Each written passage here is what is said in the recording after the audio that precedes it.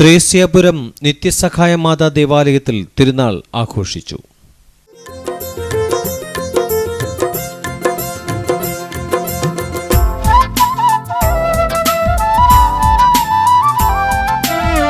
ത്രേസ്യാപുരത്തിൻ ജ്യോതിസായി വിളങ്ങി നിൽക്കും മാതാവേ, ത്രേസ്യാപുരത്തിൻ ജ്യോതിസായി വിളങ്ങി നിൽക്കും മാതാവേ, പരിശുദ്ധയായ കന്യകേ നിത്യസഹായ മാതാവേ, പരിശുദ്ധയായ കന്യകേ നിത്യസഹായ മാതാവേ, ത്രേസ്യാപുരത്തിൻ ജ്യോതിസായി വിളങ്ങി നിൽക്കും മാതാവേ.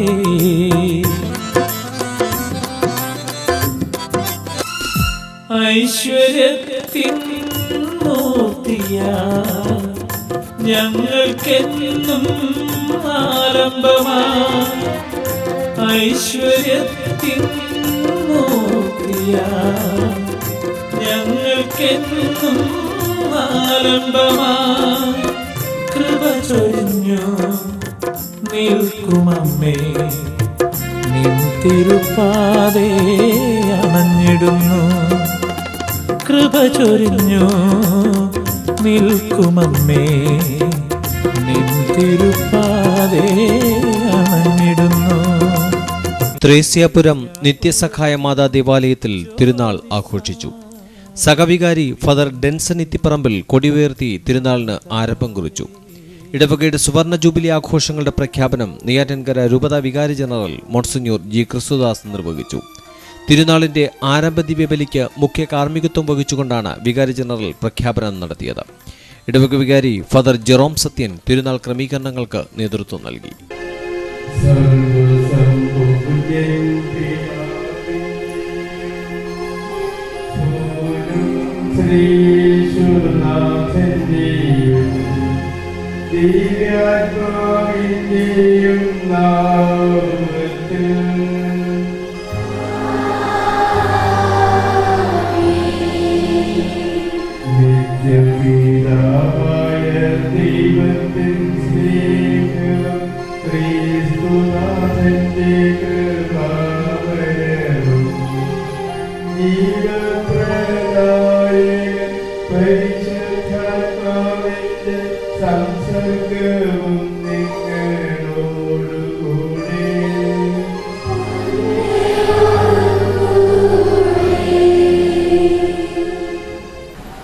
ഇന്നത്തെ സുവിശേഷത്തിലൂടെ നാം കടന്നു പോകുമ്പോൾ നമ്മുടെ മനസ്സിലേക്ക് ഏറ്റവും ആദ്യം കടന്നു വരുന്ന ചിന്ത യേശുനാഥൻ ഇപ്രകാരം അരുളി ചെയ്യുകയാണ്, ഞാൻ ലോകത്തിന്റെ പ്രകാശമാകുന്നു എന്ന്. ലോകത്തിന്റെ പ്രകാശം എന്നത് തീർച്ചയായും എന്റെ ജീവിതത്തിലേക്ക് കടന്നു വരുവാന്, എന്റെ ജീവിതത്തില് ഇരുളിനെ മാറ്റിക്കൊണ്ട് മറ്റൊരു വ്യക്തിയുടെ മുന്നില് ഒരു പ്രകാശത്തിന്റെ കണികയായി മാറുവാന്, ഒരു പ്രകാശമായി മാറുവാനുള്ള കൃപയാണ് നമ്മുടെ ജീവിതത്തില് ഇന്ന് അനിവാര്യമായുള്ളത്. ഒരുപക്ഷെ നിങ്ങൾ കഴിഞ്ഞ ദിവസങ്ങളിലൂടെ പത്രമാസികകളിലൂടെ നിങ്ങൾ കേൾക്കുവാൻ ഇടയായിട്ടുണ്ടാകാം, തിരുസഭയ്ക്ക് വലിയ ഒരു വ്യക്തിത്വത്തെ നഷ്ടപ്പെട്ടു എന്ന ഒരു വാർത്ത. അത് മറ്റാരുമായിരുന്നില്ല, ഒരുപക്ഷെ അഭിമന്യ മോൺസിഞ്ഞർ അറിയുന്നതായിരിക്കാം, പരിചയമുള്ളതായിരിക്കാം. മാധ്യമ ആശയവിനിമയ രംഗത്ത് ഏറ്റവും പ്രഗത്ഭനായിരുന്ന റവറൻഡ് ഡോക്ടർ ജേക്കബ് സാമ്പിക്കലച്ചന് SJ നിര്യാതനായി എന്ന് നാം ഒരുപക്ഷെ കേട്ടു കാണും പത്രമാസികകളില്. അല്പം കൂടി കൃത്യമായി പറയുകയാണെങ്കിൽ കഴിഞ്ഞ ഏപ്രിൽ മാസം 14-ാം തീയതി ഭാരത സഭയ്ക്കും അതോടൊപ്പം തന്നെ ആഗോള സഭയ്ക്കുമെല്ലാം ഒരുപാട് വേണ്ടപ്പെട്ടവനായി, ഒരുപക്ഷെ ആശയവിനിമയ രംഗത്ത് ഏറ്റവും വലിയ വ്യക്തിത്വത്തിന്റെ ഉടമയായി, പരിശുദ്ധ പിതാവ് പോലും അനുശോചനം രേഖപ്പെടുത്തുവാൻ മാത്രം ഒരുപക്ഷെ വളർച്ചയിലേക്ക് കടന്നു വന്ന ഒരു വലിയ വ്യക്തിത്വത്തിന്റെ ഉടമയായിരുന്നു ഏറ്റവും സ്നേഹം നിറഞ്ഞ ജേക്കബ് സാബികലച്ചന്. അതിന് പറയുവാന് എനിക്ക് ഒരുപാട് അഭിമാനമുണ്ട്. മരിച്ചതിനെ കുറിച്ചല്ല, മറിച്ച് ഓസ്ട്രിയയിൽ വെച്ച് മസ്തിഷ്ക സംബന്ധമായ രോഗം മൂലം അദ്ദേഹം നിര്യാതനാകുകയും അദ്ദേഹം എന്റെ ഇടവകക്കാരൻ കൂടി ആയിരുന്നു എന്നത് തീർച്ചയായും തികഞ്ഞും സ്നേഹത്തോടു കൂടി പറയുവാൻ സാധിക്കും.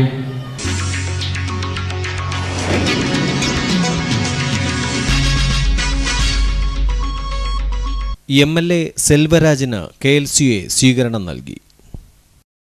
രൂപതയുടെ ആ ദൗത്യമനുസരിച്ച് രൂപത രക്ഷിപ്പിക്കുന്ന രീതിയിൽ കാര്യങ്ങൾ ചെയ്ത് അതിൽ നമ്മുടെ ജനങ്ങളെ വിശ്വാസത്തിലും അതോടൊപ്പം സാമൂഹ്യ പ്രതിബദ്ധതയിലും സാമ്പത്തികമായിട്ടും അതിലവരെ രാഷ്ട്രീയമായിട്ടും വളർച്ചയിലേക്ക് നയിക്കുവാനായിട്ട് നമ്മൾ ചെയ്യുന്ന സേവനങ്ങൾ വളരെ വലുതാണ്.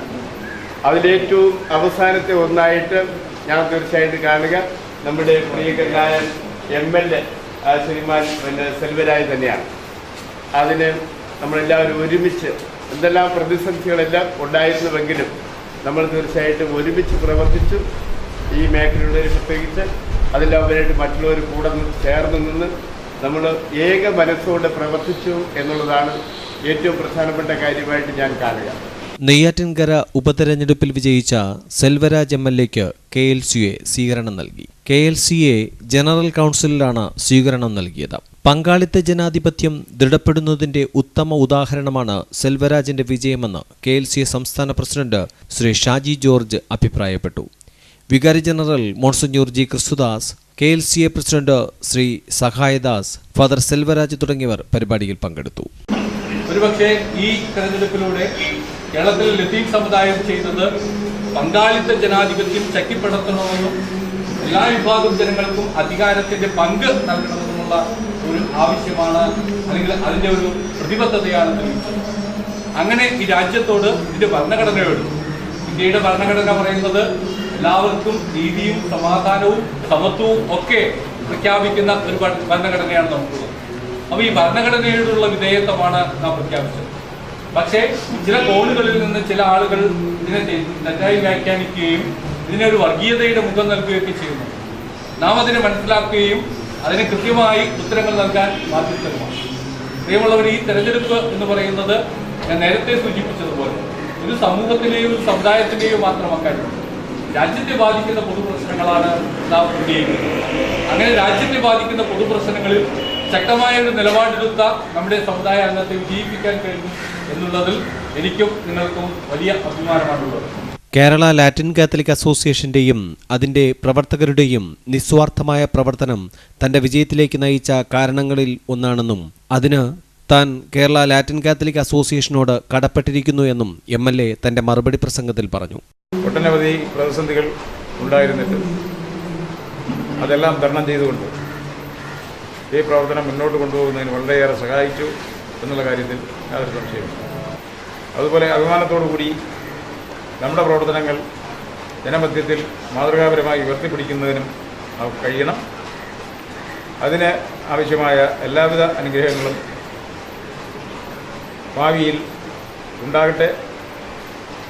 ഇന്ന് ഈ സംരംഭത്തിൽ എന്നെ ഇവിടെ വിളിക്കുവാനും അതുപോലെ തന്നെ അഭിനന്ദിക്കുവാനും ഒക്കെ തയ്യാറായ KLCയെയും അതിൻ്റെ ഭാരവാഹികളെയും പ്രത്യേകിച്ച് രൂപതയും ഒക്കെ നന്ദിപൂർവ്വം സ്മരിച്ചുകൊണ്ട് ഞാൻ എൻ്റെ വാക്കുകൾ ചുരുക്കുന്നു. നിങ്ങൾക്ക് നന്ദി.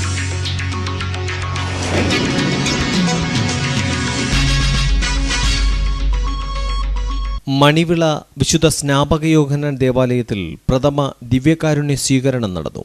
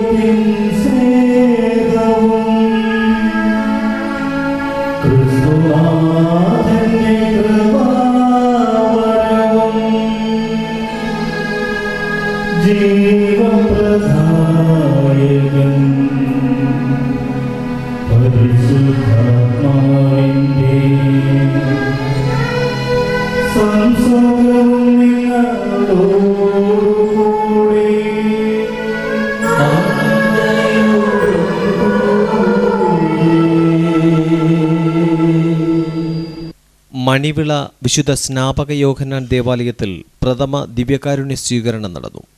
വിശുദ്ധ അന്തോണീസ് കുരിശടിയുടെ തിരുനാളിന്റെ സമാപന ദിവസമാണ് ദിവ്യകാരുണ്യ സ്വീകരണം നടന്നത്.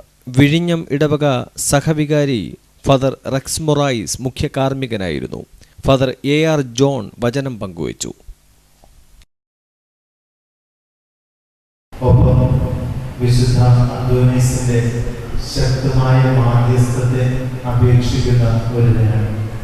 മാത്രമല്ല, ലോകത്തിലെ എല്ലാ ക്രൈസ്തവരും ഇന്ന് യേശുനാഥന്റെ തിരുഹൃദയത്തിന്റെ ആ ദിവ്യ ജ്വാലയും ശക്തിയും കൊണ്ടൊക്കെ നിറയുന്ന സുന്ദരമായ ദിനമാണ്, പ്രഭാതമാണ്.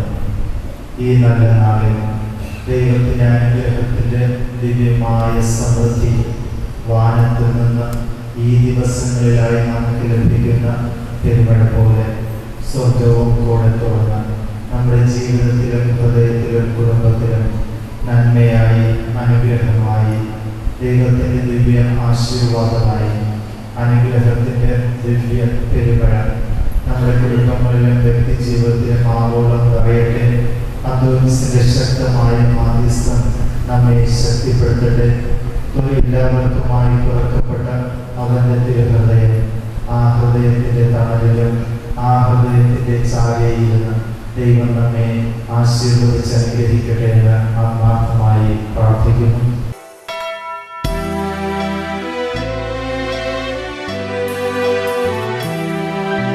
തിരുവോസ്തി